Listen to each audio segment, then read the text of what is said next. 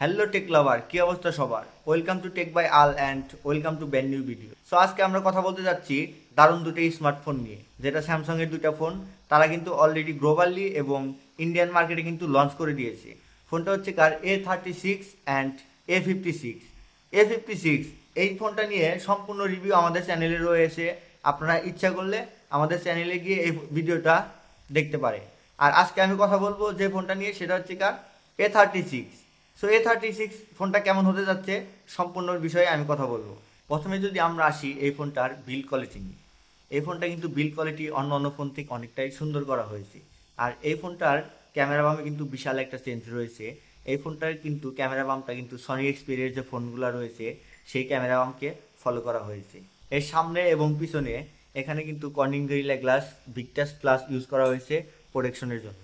এই ফোনটার সম্পূর্ণ বডি কিন্তু পলিকার্বনেট যে প্লাস্টিক রয়েছে সেটা দিয়ে বিল্ড করা হয়েছে, এবং এই ফোনটার বডিটা কিন্তু অনেকটাই শক্তপোক্ত এবং মজবুত হবে। শুধু এইটুকুই না, স্যামসাং কিন্তু এই ফোনটাতে তাদের IP60 অটো রেজিস্ট্রেড রয়েছে।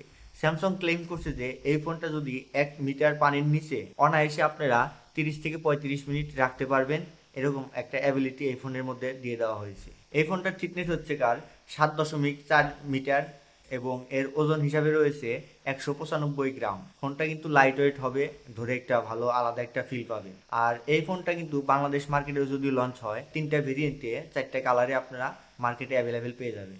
এই ফোনটাতে সমস্ত রেগুলার পোর্টস অ্যান্ড বাটন পেয়ে যাবেন, থাকছে না 3mm হেডফোন জ্যাক। আর এটা ডিসপ্লে হিসাবে থাকছে হচ্ছে কার 6.7 ইঞ্চ একটা full HD super AMOLED display, যেটা নাকি কাজ করবে 120 বা 120 রিফ্রেশ হিসাবে। সো এখানে কিন্তু গেমিং পারফরমেন্স বা সমস্ত পারফরমেন্স ভালোই পাবেন আশা করা যায়। এছাড়াও এই ডিসপ্লেতে পিক ব্রাইটনেস হিসাবে পেয়ে যাবেন 1900 নিটস পিক ব্রাইটনেস।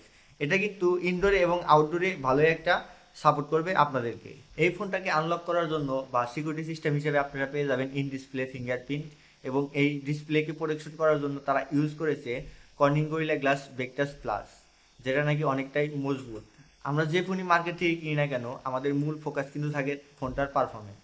আর এই ফোনটার পারফরমেন্স বেটার করার জন্য তারা এখানে চিপসেট হিসেবে ইউজ করেছে স্ন্যাপড্রাগন 6 Gen 3। আর এর সাথেও জিপিইউ হিসাবে পেয়ে যাবেন অ্যাড্রেনো 710।